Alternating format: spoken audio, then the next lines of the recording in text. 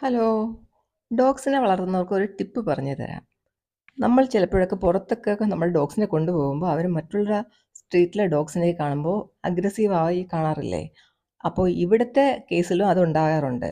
ഞങ്ങൾ 2 ഡോഗ്സിന് ഫുഡ് കൊടുക്കാറുണ്ട്. അപ്പോൾ അവരെപ്പോഴും ഈ ഗേറ്റിൻ്റെ ഭാഗത്തൊക്കെ ഉണ്ടാവും.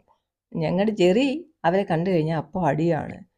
എന്നുവെച്ചാൽ ഒരു രീതിയിലും കൺട്രോൾ ചെയ്യാൻ പറ്റില്ല. അപ്പോൾ ഞാൻ ചെയ്യുന്നതെന്ന് വെച്ചാൽ, ഞാൻ ബാക്കിൽ നിന്ന് "അയ്യോ കടിക്കല്ലേ, കടിക്കല്ലേ, പോവല്ലേ" എന്നൊക്കെ പറഞ്ഞു കഴിഞ്ഞ് കഴിഞ്ഞാൽ ജെറിക്ക് മോട്ടിവേഷനാ.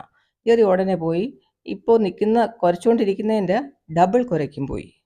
അപ്പോൾ ഞാനിപ്പോൾ ചെയ്യുന്നതെന്ന് വെച്ചാൽ, ഞാനങ്ങ് പിന്മാറും. അവനെ അവിടെ നിർത്തിയിട്ട് ഞാൻ എൻ്റെ വഴിക്കങ്ങ് പോവും.